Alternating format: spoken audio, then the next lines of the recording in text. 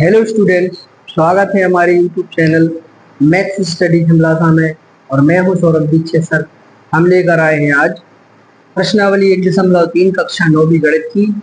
और अगला सवाल है अपना, तीसरा सवाल है करना है।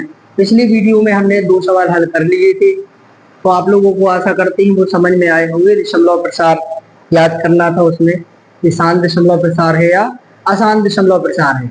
और अगले सवाल में भी हमने देखा था 1/7 की वैल्यू दी थी और 2/7, 3/7, 4/7, 5/7 और 6/7 का मान पूछ रहे थे लंबा भाग दिए बिना।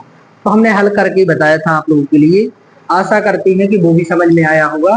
तो अब देखते हैं अपन अगले सवाल की ओर बढ़ते हैं, जिसमें लिखा है कि निम्नलिखित संख्याओं को p/q के रूप में व्यक्त कीजिए जहां p और q पूर्णांक है और q बराबर 0 नहीं है। तो आपके लिए क्या करना है, इस सवाल को हमें p/q के रूप में बदलना है। p/q मतलब कह सकते हैं इसको परिमेय संख्या के रूप में आपको बदलना है। तो यदि आप चैनल पर नए जुड़े हैं तो हमारे चैनल को सब्सक्राइब करें और वीडियो को लाइक करें और ज्यादा से ज्यादा शेयर करें। तो अपन बढ़ते हैं सवाल की ओर, इसको हल करते हैं कि यह p/q के रूप में व्यक्त कैसे करेंगे। तो कुछ नहीं करना है, इसका मतलब यदि किसी संख्या के ऊपर बार का निशान लगा होता है तो इसका मतलब होता है वो संख्या उतनी बार आ रही होती है, वो संख्या उतनी बार आ रही होगी, बार बार आ रही होगी। यदि किसी संख्या के ऊपर एक बार देख लें, एक संख्या के ऊपर यदि बार लगा है तो उसमें हम 10 से गुणा करेंगे। यदि मान लो कोई संख्या लिखी है, इस पर 2 संख्याओं के ऊपर यदि बार का निशान लगा है तो उसमें हम 100 का गुणा कर सकते हैं। और जब 3 संख्या के ऊपर बार का निशान लगा मिलेगा तो हमें 1000 से गुणा करना है। क्यों करना है? क्योंकि इनकी दशमलव की पीछे वाली संख्याओं को हम दशमलव के आगे लाने का प्रयास करेंगे। तो थोड़ा सा जी दिमाग में याद रखना है। और इनका मतलब ये होता है कि 0.232323 मतलब ये बार बार आ रही है। यहाँ पे इसका मतलब हो जाएगा 0.231 231 231, मतलब ये आती रहती है। इसलिए अपन क्या कर देते हैं, इन पर बार का निशान लगा देते हैं। तो बस इसको हल करने के लिए अपन ऐसे ही हल करेंगे। तो बस माना कि x बराबर, मान लेंगे कि x बराबर क्या है 0.666, इसको दे देंगे समीकरण नंबर 1। माना कि x बराबर 0.666 है। क्या करेंगे सर? कुछ नहीं करना, बस समीकरण 1 में 1 पर कितनी संख्याओं पर बार का निशान लगा था? 1 पर, तो कितने से गुणा करेंगे हम? 10 से। समीकरण 1 में 10 से गुणा करने पर, समीकरण 1 में 10 से गुणा करने पर, तो एक तरफ नहीं करेंगे, समीकरण में बोल रहे तो दोनों पक्षों में करेंगे। तो 10 का गुणा x में करेंगे तो 10 इंटू एक्स बराबर, यहाँ 10 का गुणा करेंगे तो 0.666 हो जाएगा। 10 का गुणा x में होगा तो 10x जोड़ते थे। यहाँ पे 10 का गुणा होगा तो एक अंक क्या हो जाएगा, यहाँ पे खिसक आएगा। क्योंकि यदि हम सब 0.6 में 10 का गुणा करेंगे तो क्या हो जाएगा, 10 छीन कितने हो जाएंगे? 60। शून्य हासिल की 6 जो कि तुम आ जाएंगे पीछे से एक अंक बाद दशमलव। तो जब भी 10 का गुणा करेंगे हम तो क्या देखते हैं, एक संख्या दशमलव के आगे आ जाएगी। तो इस प्रकार से हम क्या देखेंगे, जो 6 है जी आगे आ जाएंगे निकल के। तो 6.666 ये हो जाएगा आपका समीकरण नंबर बन जाएगा 2। अब क्या देख रहे हैं आप लोग, समीकरण 2 और समीकरण 1 में हमने एक काम कर लिया है। क्या कर लिया? वो कि दशमलव की बाद की संख्या है वो हमने सेम बना ली, एक सी बना ली। एक सी बना ली तो क्या करेंगे, अब समीकरण 2 में से इनको घटा लेंगे। समीकरण 2 में से समीकरण 1 घटाने पर, समीकरण 2 में से समीकरण 1 को क्या कर देंगे, घटा देंगे। तो घटाने के लिए वही 10x, LHS में से LHS घटता है तो RHS में से RHS घटता है। यहाँ पे x बराबर 0.666 क्या हो जाएगा, घट जाएंगी। यहाँ पे माइनस आ जाएगा, यहाँ पे माइनस, तो दशमलव की बाद की संख्या वो क्या हो जाएंगी, कट जाएंगी। यहाँ पे कौन बचेगा, 6, और यहाँ पे 10x में से एक x चला जाएगा तो कौन, 9x। तो यहाँ से 9x बराबर आ जाएंगी 6/9, क्योंकि 9 किस में थे, गुणा में। बराबर की साइड आएंगे तो काय की हो जाएंगे, भाग की। तो यदि हम देखें इनका सरलतम रूप भी निकाल के तो वो 3 से कट रहे होंगे, तो 3 दूनी 6 और 3 दर का 9, तो कह सकते हैं x बराबर क्या होगा 2/3 होगा। बस यही निकालना था आपके लिए कि p/q के रूप में व्यक्त कीजिए, तो हमने इस सवाल को क्या कर दिया है p/q के रूप में व्यक्त कर दिया। तो आप देखते हैं अगला सवाल, ये समझ में आया होगा आप लोगों के लिए। अगला सवाल देखते हैं। अगला सवाल है 0.47 पे भाग। इसको भी क्या करना है, वही p/q के रूप में व्यक्त करना है, जहां p और q क्या होंगे पूर्णांक। कुछ नहीं करना, बस वही तरीका, माना कि x बराबर 0.477। क्या कर रहे हैं हम, इस पे कितने पे बार लगा है, देखिए 0.47, 7 अकेले पे बार लगा है, तो इसका मतलब है कि 0.47 क्या हो रहे होंगे यहाँ पे बार बार आ रहे होंगे। तो आपको कुछ नहीं करना है, समीकरण नंबर कितना बन जाएगा आपका 1 बन जाएगा। बस हमने बताया था एक संख्या पे बार का निशान लगा तो 10 से करना है। क्या करेंगे, समीकरण 1 में 10 से गुणा करने पर, समीकरण 1 में क्या कर देंगे 10 से गुणा कर देंगे। क्यों करेंगे गुणा, हमें मेन क्या बनाना है, क्योंकि दशमलव के बाद की संख्याएं हैं वो एक सी बना लेना है। क्यों बना लेना है, क्योंकि तभी तो वो घटेंगी, तो जब घटेंगी तो खत्म होंगी, अन्यथा की स्थिति वो खत्म नहीं होगी।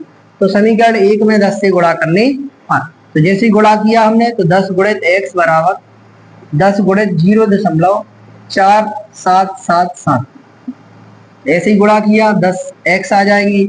यहाँ पे गुणा होगा 10 का, तो जो 4 क्या हो जाएंगे आगे खिसक आएंगे, यहाँ आ जाएगा 4.777, समीकरण निकल के आ जाएगा 2। अब हम क्या देख रहे हैं यहाँ पे कि समीकरण 1 में 0.47 है और समीकरण 2 में 4.7 है, तो यहाँ पे दशमलव की बात 7 है, यहाँ पे दशमलव की बात 7 नहीं है। तो एक बार और क्या करेंगे हम लिख देंगे यहाँ पे पुनः समीकरण काय में कर देंगे, अब 2 में कर दो 10 से, या समीकरण 1 में 100 से कर दो, बात बराबर रहेगी। तो पुनः समीकरण 2 में 10 से गुणा करने पर, 10 से गुणा करने पर, समीकरण 2 में हमने फिर से क्या कर दिया 10 से गुणा कर दिया। 10 गुणित 10x बराबर 10 गुणित 4.777, ये हो जाएंगे। 10 का 10 में गुणा हुआ, यहाँ पे आ गए 100x बराबर, यहाँ पे क्या हो जाएगा जब 10 का गुणा और होगा तो 4 तो थे ही, 7 और आ जाएंगे 47.777, और यहाँ पे समीकरण नंबर बन के आ जाएगा आपका 3। अब हम क्या देख रहे हैं यहाँ पे कि समीकरण 3 और समीकरण 2 दोनों में दशमलव के बाद की संख्या कैसी है, सेम है, एक सी आ गई है। तो अब क्या करेंगे सर, घटा देंगे, तो वही तरीका कर देंगे। समीकरण 3 में से समीकरण 2 घटाने पर, समीकरण 3 में से 2 को क्या कर देंगे घटा देंगे। 3 क्या था अपना, समीकरण 3 था 100x बराबर 47.777, और समीकरण 2 था अपना 10x बराबर 4.777। तो आप क्या देख रहे हैं, आप यहाँ पे दशमलव के बाद की संख्याएं सेम आ गई। और घटाने का तरीका यही रहता है कि दशमलव के नीचे क्या लिखना है, आपको दशमलव लिखना है। जैसे ही घटाएंगे यहाँ माइनस आ जाएगा, यहाँ भी माइनस आ जाएगा। दशमलव के पीछे की संख्याएं अनंत से कटती आ रही होंगी तो कट जाएंगी, तो यहाँ पे क्या बचेगा, यहाँ पे बचेंगे 7 में से 4 गए कितने 3, यहाँ पे 4 जो कितने यहाँ पे बराबर, यहाँ पे 100x 10x चले जाएंगे, क्या बचेंगे कोई 90x बचेंगे। तो यहाँ पे x क्या थी 90 गुणा थी, तो x बराबर आ जाएगा यहाँ पे 43/90। यदि हम देखें इसका सरलतम रूप हो रहा है क्या, तो हम देखते हैं इसका सरलतम रूप नहीं हो रहा है, अतः इसका मान कितना हो जाएगा x बराबर 43/90 ही होगा। तो इसको भी हमने काय के रूप में बदल दिया है p/q के रूप में। बस कुछ नहीं करना है, आपको मान के चलना है कि x बराबर ये इतना इतना है, और बस उसमें 10 का गुणा करना है, 100 का गुणा करना है, वो अपने ऊपर निर्भर करता है, क्योंकि हमें क्या करना है दशमलव की बाद की संख्याओं को एक जैसा बना लेना है। क्यों बना लेना है, क्योंकि वो घटाने पर अनंत से वो संख्याएं कट जाए, वो कट जाएंगी तो वो क्या हो जाएंगी आपकी p/q के रूप में व्यक्त हो जाएंगी। तो अगला सवाल है अपना 0.001 पर बार के निशान लेंगे। तो क्या देख रहे हैं हम, यहाँ पे बार का निशान लगा है, तो बार का निशान लगा मतलब इसका कहने का अर्थ क्या है कि 0.001 पर बार मतलब 0.001 001 001 001, मतलब ये संख्या बार बार आ रही होगी तब तो ये बार का निशान लगा है, क्योंकि अपन ने देखा था जब शांत दशमलव अशांत दशमलव देख रहे थे वहां भाग देके तो उनकी पुनरावृत्ति हो रही, यदि पुनरावृत्ति संख्याओं की होने लगे तो हम बार का निशान लगा देते हैं। तो इसी प्रकार से ये आ गया 0. कितनी संख्याओं पे बार लगा है, 3 संख्याओं पे लगा है। तो बस करने का तरीका सवाल का वही है, माना कि x बराबर 0.001 001 001 3 बार लिख लेंगे, कुछ नहीं है, जितनी बार लिखना है आप उतनी बार लिख सकते हैं। समीकरण नंबर 1। अब क्या करना है, आप हमने बताया था यदि संख्या के ऊपर बार का निशान लगा हो तो हम 10 से गुणा कर देंगे, 2 पर लगा हो तो 100 से कर देंगे, 3 पर लगा हो तो फिर 1000 से करना पड़ेगा। तो क्या करेंगे सब, उसमें 3 पर बार का निशान लगा है तो हम लिखेंगे क्या, समीकरण एक में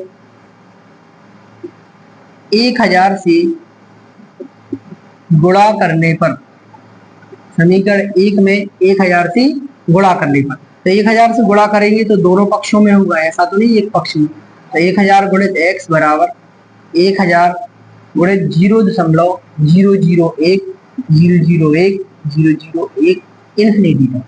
क्या देख रहे हैं आप, 1000 का x में गुणा हुआ है, 1000 x आ गए, यहाँ पे 1000 का गुणा होगा, हमने देखा था कि 10 से गुणा हुआ था मतलब 1 0 था तो एक संख्या, 100 से गुणा हुआ तो 2 संख्या और 1000 से गुणा हुआ तो 3 संख्या।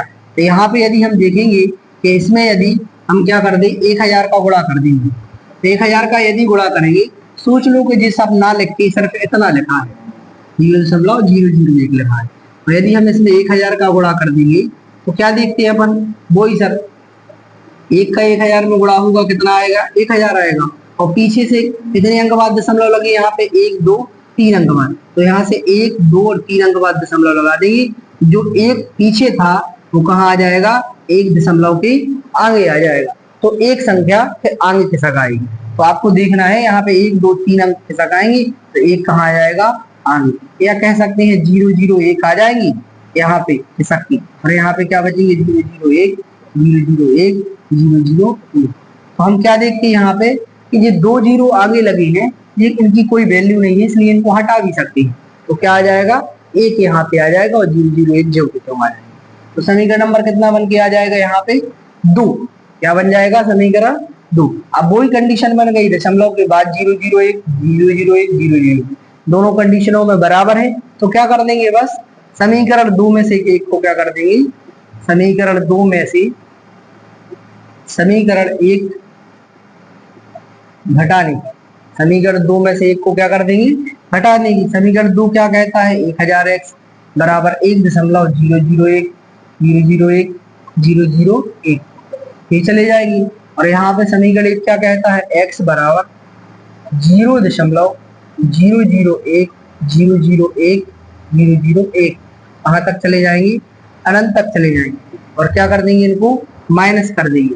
तो हम क्या देख रहे हैं यहाँ पे, याद रखना दशमलव के नीचे दशमलव भी रखना है, दशमलव की बाद की जो संख्या आ रही होगी वो अनंत से कटती आ रही होगी, तो यहाँ पे क्या हो जाएगा जी, सब कट जाएंगे, तो एक में से 0 जाएगा तो यहाँ कौन बचेगा सर, एक, यहाँ से 1000 x थे और एक x घटा दिया तो कितने बचेंगे, 999 x बचेंगे। यहाँ क्या थे, 999 x की गुणांक में थी, तो x बराबर कितना आ जाएगा, 1/999, x की वैल्यू यहाँ कितनी आ जाएगी, 1/999, जो कि क्या है, p/q के रूप में है, और p और q पूर्णांक है, और q बराबर इसमें क्या नहीं है, 0 नहीं है।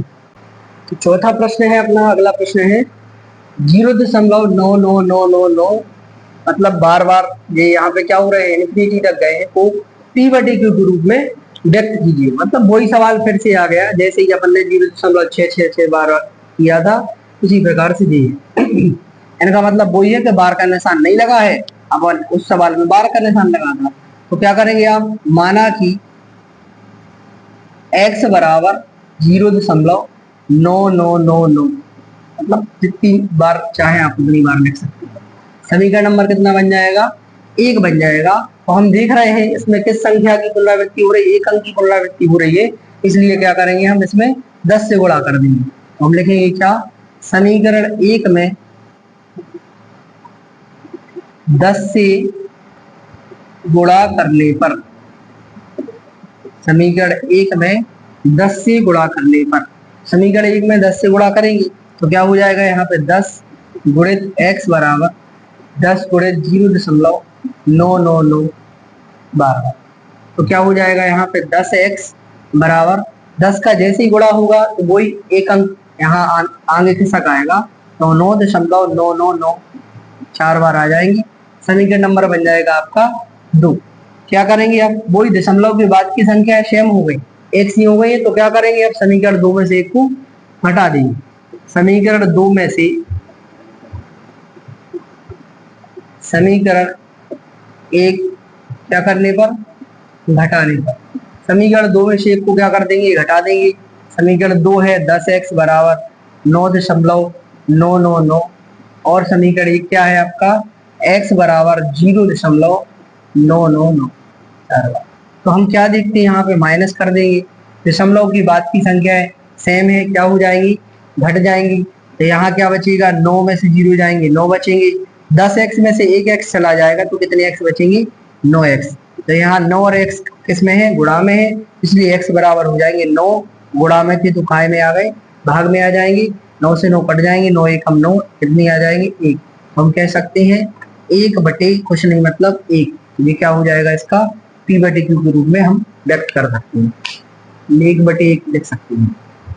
तो आशा करते हैं जी आपको समझ में आया होगा। अब देखते हैं अगला प्रश्न। अगला प्रश्न है अपना 5वां प्रश्न है, 1/17 की दशमलव प्रसार में अंकों के पुनरावृत्ति खंड में अंकों की अधिकतम संख्या क्या हो सकती है, अपने उत्तर की जांच करने के लिए विभाजन क्रिया कीजिए। मतलब 1/17 का दशमलव प्रसार निकालना है, वे बोल रहे हैं कि यदि अंकों की पुनरावृत्ति होती है तो उनकी अधिकतम संख्या कितनी हो सकती है, कहाँ तक पुनरावृत्ति होगी वो भी याद करिए, और अपने उत्तर की जांच करने के लिए कि आपकी जो विभाजन क्रिया की अधिकतम संख्या इतनी आई है तो वो सही है या गलत है, उसके लिए आप विभाजन क्रिया भी कीजिए और सवाल को हल भी कीजिए। कुछ नहीं करना है, सरल दिख रहा है कठिन सा, बाकी सरल है, कुछ नहीं करना, बहुत सरल सवाल है। इसमें 1/17 मतलब क्या करना है आपके लिए, 1/17 का मतलब क्या है, इसमें हमें 1 में 17 का क्या लगाना है, भाग, 1 में कितने का भाग लगाना है, 17 का, और भाग तब तक लगाना है जब तक कि संख्या के अंकों की पुनरावृत्ति ना होने लगे। यहाँ पे संख्या के अंकों की पुनरावृत्ति ना होने लगे तब तक क्या करेंगे, हम उसमें भाग देते जाएंगे। तो यहाँ देख रहे हैं 17 से 1 में भाग लगा रहे, तो जा रहा है क्या, नहीं जा रहा है, तो क्या करेंगे, हम दशमलव लगाएंगे, दशमलव लगाया तो क्या आ गया 0, फिर भी नहीं जा रहा है क्योंकि यहाँ पे 17 है, यहाँ 10 है, 17 बड़े हैं, भाजक बड़ा है भाज्य से, तो क्या करेंगे, भाग नहीं जा रहा तो भागनास्ती का 0, 1 और 0 लगा देंगे यहाँ पे, तो 17 का दुनिया आप चला जाएगा, तो 17 का दुनिया आपको याद होना चाहिए, नहीं है तो 17 का दुनिया लिख ले रहे हैं, 17 एकम 17, 17 दूनी 34, 17 तीरी 51, 17 चौके 68, 17 5 85, 17 छीन 102, 17 सत्ते 119, 17 136, 17 नम्मा 153, 17 हम के 170। तो 17 का दुनिया इसलिए लिख लिया कि आसानी हो जाएगी अपन को हल करने के लिए। तो 17 का दुनिया ऐसा पढ़ो कि 100 से ज्यादा ना हो जाए। तो 17 5 85, तो कितनी बार पढ़ेंगे हम, 5 बार पढ़ेंगे, यहाँ पे कितना आ जाएगा 85 आ जाएगा। घटा देंगे, कितनी बची 5 बची, यहाँ से कितना बचेगा 1 बचेगा, कुछ नहीं बची, दशमलव के कारण फिर से क्या आ जाएगा 0 आ जाएगा। अब 17 का दुनिया ऐसा पढ़ो कि 150 से ज्यादा ना हो जाए। तो हमें दिख रहा है 17 8 136, 17 नंबर 153 ज्यादा हो जाएंगे, तो 8 बार पढ़ेंगे, यहाँ पे 17 8 कितने हो जाएंगे 136, घटा देंगे, शून्य को माने 10 नहीं, 10 में से 6 जाएंगे, 4 बचेंगे, यहाँ पे 4 में से 3 गए, 1 बचेंगे, कुछ नहीं बचा, यहाँ पे दशमलव के कारण फिर 0 आ गया। फिर क्या देख रहे हैं हम, यहाँ पे 140 आ गए, अगर 8 बार पढ़ देंगे तो कितना हो जाएगा 136, तो अपन फिर से क्या पढ़ देंगे 17 8 136, तो यहाँ पे कितने बचेंगे, अब फिर घटा देंगे, 4 बचे, यहाँ पे कुछ नहीं बचेगा, यहाँ पे कुछ नहीं बचेगा, दशमलव के कारण फिर से क्या आ जाएगा, यहाँ पे 0 आ जाएगा। 17 का दुनिया पढ़ेंगे कि 40 से ज्यादा ना हो जाए, तो 17 दूनी 34 हो जाएंगे, यहाँ पे घटा देंगे, शून्य को माने 10, 10 में से 4 गए, 6 बचेंगे, यहाँ कुछ नहीं बचेंगे, दशमलव के कारण क्या आ गया, फिर से 0 आ गया। तो अब 17 का दुनिया पढ़ेंगे 60 से ज्यादा ना हो जाए, तो 17 तीरी 51। तो यहाँ पे कितने बचेंगे? अब 9 बचेंगे, कुछ नहीं बचेगा। दशमलव के कारण फिर से क्या आ जाएगा? 0 आ जाएगा। तो 17 का दुनिया ऐसा पढ़ेंगे 90 से ज्यादा ना हो। तो 17 5 85, 85 आ जाएंगे। यहाँ पे घटाएंगे तो कितने बचेंगे? 5 बचेंगे। फिर दशमलव के कारण क्या आ जाएगा? 0 आ जाएगा। तो 17 का दुनिया पढ़ेंगे कि 50 से ज्यादा ना हो जाए। कितनी बार पढ़ेंगे? 2 बार। तो 17 दूनी कितनी आ जाएंगे? 34। फिर घटाएंगे, शून्य को माने 10 में से 4 गए, कितनी बचेंगे? 6। यहाँ पे कितने बचेंगे? 1 बचेंगे। तो दशमलव के कारण फिर से क्या आ जाएगा? 0 आ जाएगा। अब कितने हो गए? यहाँ पे 160 हो गए। अब 17 का दुनिया पढ़ेंगे 160 से ज्यादा ना हो जाए। तो 17 नम्मा 153। तो यहाँ पे 153 आ जाएंगे। फिर घटा देंगे, कितने बचेंगे? यहाँ पे 7 बचेंगे। दशमलव के कारण फिर से क्या आ जाएगा? 0 आ जाएगा। मतलब ये प्रक्रिया चलती रहेगी जब तक कि यहाँ पे संख्याओं की पुनरावृत्ति ना होने लगे। तो ये सवाल लंबा होगा, यहाँ तक जाएगा लगभग। तो हम कह सकते हैं तो 70 बचे हो गए यहाँ पे। तो 17 का दुनिया फिर पढ़ेंगे कि 70 से ज्यादा ना हो जाए। तो 17 चौके 68। फिर घटा देंगे हम, यहाँ पे कितने बचेंगे? 2 बचेंगे। फिर क्या आ गया? दशमलव के कारण 0 आ गया। 17 एकम 17। तो यहाँ कितने? 1 बार पढ़ेंगे। तो यहाँ पे क्या बचेगा? 3 बचेंगे और यहाँ पे कुछ नहीं बचेंगे। तो यहाँ पे फिर से देख रहे हैं क्या हो जाएगा। यहाँ पे थोड़ा सा, यहाँ पे 3 बचे अपने और क्या बचा? कुछ नहीं। दशमलव के कारण क्या आ जाएगा? यहाँ पे 0 आ जाएगा। ठीक है, तो जी कंडीशन यहाँ बना ली हमने। तो क्या हो जाएगा? 30 आ गए। अब 30 में फिर से 17 का दुनिया, तो कितनी बार पढ़ेंगे? 17 एकम 17। यहाँ पे घटा देंगे, कितनी बचेगी? शून्य को माने 10 में से 7 गए, कितनी बचेगी? 3। यहाँ पे कितनी बचेगी? 1 बचेगी। कितनी बची? 13 बची। 13 बची। यहाँ पे क्या हो जाएगा? दशमलव के कारण 0 आ जाएगा। फिर 17 का दुनिया ऐसा पढ़ो 130 से ज्यादा ना हो जाए। तो 17 सत्ती 119। 17 सत्ती कितनी हो जाएंगे? 119। 119 आ गए। यहाँ से फिर घटा देंगे, शून्य को माने 10, 10 में से 9 गए, 1 बची। 2 में से 1 गया, 1 बची। यहाँ पे कुछ नहीं बचेगी। फिर से क्या आ जाएगा? 0 आ गया। कितनी हो गए? अब 110। 17 का दुनिया फिर से पढ़ेंगे कि 110 से ज्यादा अधिक ना हो जाए। तो 17 102। 17 कितने हो जाएंगे? 102। यहाँ घटा देंगे, कितने बचेंगे? 8 बचेंगे। 8 बचेंगे। फिर से क्या हो जाएगा? दशमलव के कारण क्या आ जाएगा? 0 आ जाएगा। अब 17 को दुनिया फिर पढ़ेंगे हम कि 80 से ज्यादा ना हो जाए। तो 17 चौकी 68। 17 5 85 ज्यादा हो जाएंगे। 17 चौकी यहाँ पे हो जाएंगे 68। क्या कर देंगे हम? घटा देंगे। यहाँ पे कितने बचेंगे? शून्य को माने 10, 10 में से 8 गए, 2 बचेंगे। यहाँ पे 7 में से 6 गए, कितने बचेंगे? 1 बचेंगे। दशमलव के कारण क्या आ जाएगा? फिर से 0। अब कितने आ गए? 120 आ गए। अब 17 का दुनिया फिर पढ़ेंगे कि 120 से ज्यादा ना हो जाए। तो कितने होती है? 17 सत्ती 119। तो कितनी बार पढ़ेंगे? 17 सत्ती 119। तो यहाँ पे 119 आ जाएंगे। घटा देंगे, शून्य को माने 10 में से 9 गए, 1 बची। 1 में से 1 गए, कुछ नहीं बचे। 1 में से 1 गए, कुछ नहीं गए। अब फिर से क्या आ गया? 1 आ गया। अब 1 आ गया मतलब क्या हो जाएगा? आप समझ गए आप लोग? 1 मतलब वही, 1 मतलब बचा आपका भाज्य। और यहाँ पे 17 क्या है? आपका फिर से भाजक है। तो 1 में फिर से 17 से फिर भी 1 में क्या करेंगे? भाग देंगे। तो क्या हो जाएगा? फिर वही संख्या आने लगेगी। भाग नहीं आ रहा, शून्य आ जाएगा। भाग नहीं आएगा तो भागना का शून्य, तो 1 और 0 आ जाएगा। फिर 17 5 85। मतलब ये प्रक्रिया जो है निरंतर फिर चलती रहेगी। कब तक चलती रहेगी? अनंत तक चलती रहेगी। क्यों? क्योंकि संख्याओं की क्या हो रही है? पुनरावृत्ति हो रही है। इसलिए क्या हो जाएगा? इस सवाल को यहाँ तक करना पड़ेगा। तो यहाँ पे इतना इसका जो भाजक है वो कितना आ जाएगा? इतना आ जाएगा। तो कह सकते हैं जो विभाजन क्रिया हमने की है, पुनरावृत्ति खंडों में अधिकतम संख्या कितनी हो जाएगी? हम कह सकते हैं जो अधिकतम संख्या होगी वह 0.05882352941174 होगी। जब किसी संख्या को क्या करेंगे? हम भाग देंगे। तो इसको ऐसे ही करना था, इतनी विभाजन क्रिया इसको करनी थी, क्योंकि उनने पूछा था हमसे कि अधिकतम संख्या कितनी हो सकती है, तो अधिकतम संख्या ए हो सकती है। अगला प्रश्न है अपना 6वां, P/Q जहां Q बराबर 0 नहीं है के रूप की परिमेय संख्याओं के अनेक उदाहरण लीजिए जहां P और Q पूर्णांक है जिनका एक ही अतिरिक्त अन्य कोई उभयनिष्ठ गुणनखंड नहीं है और जिसका शांत दशमलव प्रसार है। क्या आप यह एक अनुमान लगा सकते हैं कि Q को कौन सा गुण अवश्य संतुष्ट करना चाहिए। तो उसमें एक बात बोल रहे हैं कि P बटी Q के रूप में परिमेय संख्याओं के अनेक उदाहरण लीजिए। तो कोई भी परिमेय संख्या होगी, परिमेय संख्या कोई भी हो सकती है, वो 1/2 भी हो सकती है, 5/3 भी हो सकती है, तो संख्या कोई भी हो सकती है। लेकिन बात क्या बोल रहा है वो कि जिसका दशमलव प्रसार क्या होना चाहिए, जिसका दशमलव प्रसार शांत होना चाहिए। और अनुमान लगा सकते हैं कि Q के कौन सा गुण अवश्य संतुष्ट करना चाहिए कि तब जाके वह एक परिमेय संख्या होगी और उसका दशमलव प्रसार शांत होगा। तो हम लिख सकते हैं, क्या लिख सकते हैं हम, परिमेय संख्या P बटी Q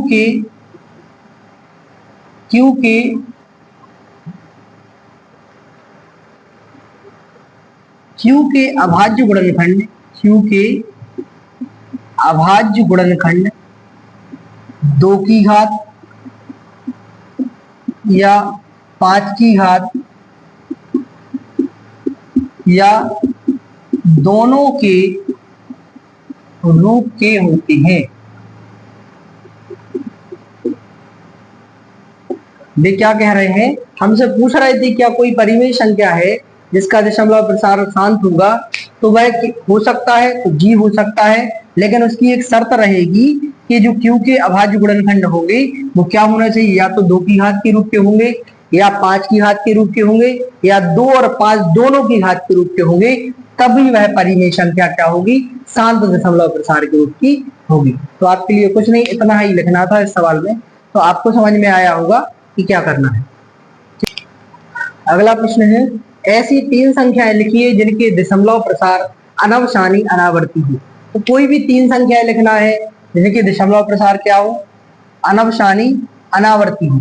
तो देखो 2 प्रकार के दशमलव प्रसार होती थी, हमने पढ़े थे, शांत और अशांत। तो सर शांत और अशांत में, शांत में तो शेषफल क्या आ जाता था, शांत की जो पहचान थी कि शेषफल इसमें क्या आ जाता है, 0। लेकिन अशांत में क्या देखते थे हम, इसमें शेषफल कुछ ना कुछ आता है, लेकिन कुछ ना कुछ जो शेषफल आता है तो वो भी 2 प्रकार का शेषफल आता था। एक होता था क्या, आवर्ती, और दूसरा होता है अनावर्ती। एक होता है क्या, अनवसानी आवर्ती, और एक होता है अनावर्ती। तो अपन ने देखा था कि जब भाग देने के बाद, जैसे 1/3 में भाग दिया था, इसमें क्या देख रहे थे, 1 में 3 का भाग दे रहे थे, तो दशमलव 0 आ गया, 3 का 9, फिर 1 बचे, यहाँ पे दशमलव के कारण 0 आ गया, फिर 3 का 9। तो ये 3 क्या हो रहे थे, यहाँ पे बार बार आ रहे थे। मतलब जब बार बार कोई संख्या की पुनरावृत्ति होती है, आवृत्ति होती है, तो उसे हम कहते हैं अनवसानी आवर्ती दशमलव प्रसार। और दूसरी कंडीशन में अनावर्ती किसे कहते हैं, अनावर्ती मतलब कह सकते हैं कि कोई संख्या की आवृत्ति हो तो रही है, लेकिन हमने कहा 2 3 1, अब हो सकता है यहाँ पे 2 3 1 0 आ जाए, फिर यहाँ से 2 3 1 00 आ जाए, तो यहाँ पे क्या होगी, वो आवृत्ति यहाँ पे बढ़ती जाएगी। तो कुछ ना कुछ अनावृत्ति मतलब कह सकते हैं कि वो ना आके एक्स्ट्रा संख्या जुड़ती जाए, तो हम कह सकते हैं कि उसका जो दशमलव प्रसार होगा वो अनवसानी अनावर्ती होगा।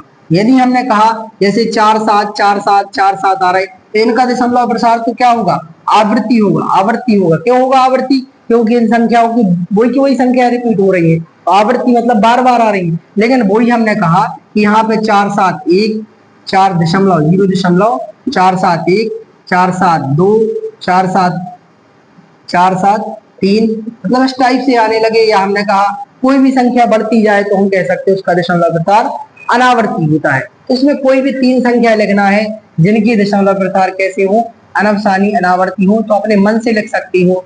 हमने लिख दिया 0.20 2 00 2 3 बार 0, ऐसे आप लिख सकते हो और भी लिख सकते हैं। दूसरा कोई भी लिख देंगे 0.03 003 3, कोई भी आप अपने मन से भी लिखेंगे तो भी वो चल जाएगा। 2.101 001 3 बार 01, ऐसे आप कोई भी लिख सकते हैं इस टाइप से। तो आप कोई भी ऐसा उदाहरण लिख सकते हैं जिनका दशमलव प्रसार अनावर्ती अनवसानी अनावर्ती हो। तो आप कोई भी लिख सकते हैं, जी समझ में आ गया होगा कि अनवसानी अनावर्ती दशमलव प्रसार क्या कहलाता है।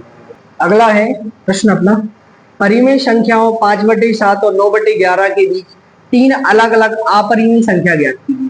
तो हमें तीन अलग अलग अपरिमेय संख्या ज्ञात करना है। तो पहले हमें अपरिमेय संख्या ज्ञात करने के लिए पहले इनका मान मालूम होना चाहिए कितनी वैल्यू है, फिर हम कोई भी तीन अलग अलग अपरिमेय संख्या ज्ञात कर सकते हैं। तो अभी ऐसे परिमेय संख्या ज्ञात करने के लिए तो अपन ने पिछली प्रश्नावलियों में सवाल हल किए हैं, तो वो आप लोगों को समझ में आए हैं। तो इसके लिए क्या करना है, कुछ नहीं करना है।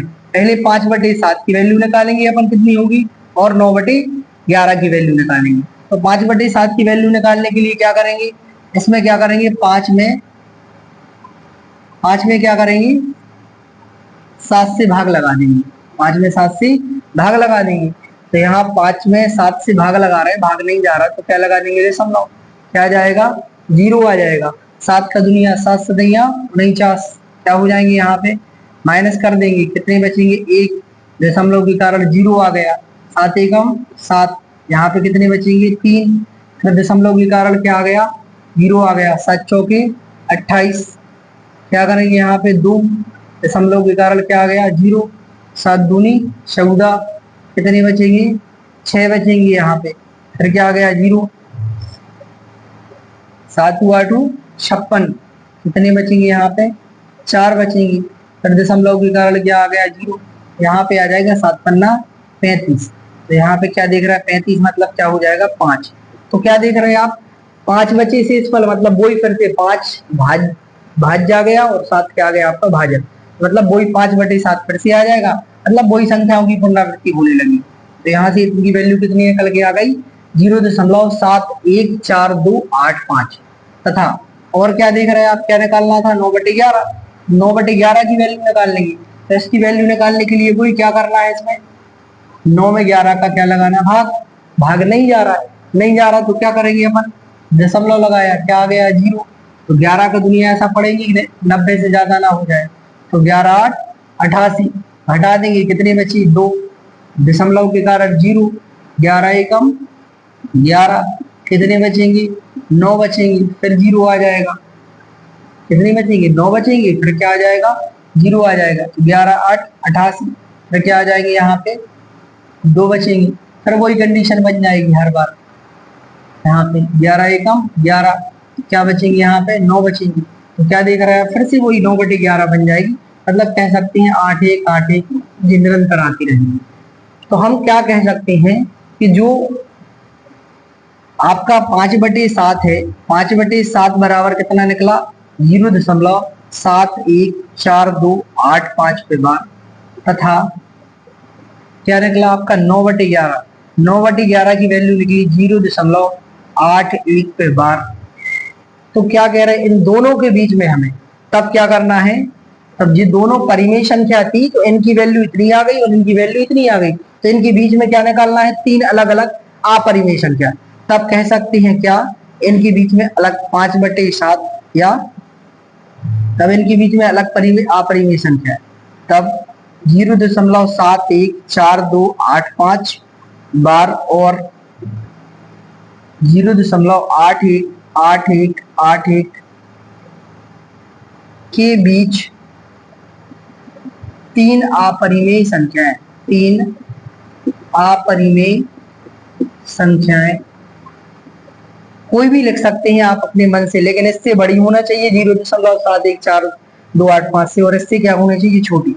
हम लिख रहे हैं 0.720720072, इस टाइप से आप कोई भी एक संख्या ये हो जाएगी, इधर दूसरी संख्या हो जाएगी 0.7575 और तीसरी कोई भी संख्या लिख सकते हैं 0.7800 और भी लिखना चाहे तो आप लिख सकते हैं, एक और लिख सकते हैं, जैसी भी आपकी इच्छा हो। 0.80 इस टाइप से कोई भी संख्या भी आप लिख सकते हैं। तो हम कह सकते हैं कि जो परिमेय संख्या 5/7 और 9/11 के बीच तीन अलग अलग अपरिमेय संख्या है, वो हम इस प्रकार से निकाल सकते हैं। निकालने का तरीका आपका यही रहेगा। इसके बाद देखते हैं अगला सवाल। आशा करते हैं ये समझ में भी आया होगा आप लोगों के लिए। अब बढ़ते हैं अंतिम सवाल की ओर। इस प्रश्नावली का अंतिम सवाल देखते हैं क्या है। सवाल है अपना, अंतिम सवाल है प्रश्नावली का कि बताइए कि निम्नलिखित संख्याओं में से कौन कौन संख्याएं परिमेय है और कौन कौन सी अपरिमेय संख्याएं। तो परिमेय अपरिमेय संख्याएं हम पढ़ते आ रहे हैं, शुरू से ही आ रहे हैं कि परिमेय संख्या क्या कहलाती है। परिमेय संख्या वह कहलाती है तो p बटे q के रूप की होती है और q बराबर क्या नहीं होता, जिनमें जीरो नहीं होता, हम कह सकते हैं वे परिमेय संख्या कहलाती है। और रूट वाली संख्या अपरिमेय कहलाती है, करनी वाली कहलाती है, अपन ने पढ़ा था। तो इसमें देख रहे हैं जिनकी अभाज्य संख्याएं जो करनी में होती है, जिनके वर्गमूल नहीं निकलते, जिनके गुणनखंड नहीं निकलते, वो क्या कहलाती है, अपरिमेय संख्या। तो इसमें रूट 23 देख रहे हैं, इसमें एक अभाज्य संख्या है और रूट में लिखी है, तो हम क्या लिख देंगे, यह कौन सी संख्या हो जाएगी, यह एक अपरिमेय संख्या हो, यह कौन सी संख्या हो जाएगी, अपरिमेय। दूसरे नंबर पर देखते हैं हम 225, क्या इसके, यह क्या है, इसके गुणनखंड निकलते हैं, हाँ निकलते हैं सर। गुणनखंड निकाल के देखते हैं 225, इसमें कितने का जा रहा है, 5 2 7 2 9 3 का जा रहा है, 3 7 21, 1 3 5 15, 3 का जाएगा, 3 1 3 दूनी 6, 1 3 5 15, यहाँ से बचा 25, 5 एकम 5। तो हम क्या देख रहे हैं, इनके गुणनखंड निकल के आ गए, 3 गुणित 3 गुणित 5 गुणित 5, क्या कह सकते हैं हम, 3 का वर्ग गुणित 5 का वर्ग, या कह सकते हैं हम 3 गुणित 5 अर्थात 15 का वर्ग। वर्ग से वर्गमूल कट जाएंगे, ये 15 आ जाएंगे, 15 बटे 1 आ जाएगा, अर्थात कह सकते हैं ये काय के रूप का है, p बटे q के रूप में है, इसलिए यह कौन सी संख्या हो जाएगी, यह एक परिमेय संख्या होगी। यह क्या होगी, परिमेय संख्या हो जाएगी, रूट 225। इसके बाद बढ़ते हैं अपन आगे। अगला सवाल है 0.3796। तो इसमें हम क्या देख रहे हैं, 4 जीरो 10,000 से गुणा कर दिया हमने और इसमें क्या कर दिया, 10,000 से भाग लगा दिया। तो क्या कह सकते हैं हम, जब 10,000 से 4 जीरो लगे हैं इसमें तो गुणा होगा, ये 3796 बटे क्या हो जाएंगे, 10,000 हो जाएगी नीचे, अर्थात जी काय के रूप की आ गई, p बटे q के रूप की आ गई। तो हम कह सकते हैं क्या होगी, यह एक परिमेय संख्या होगी।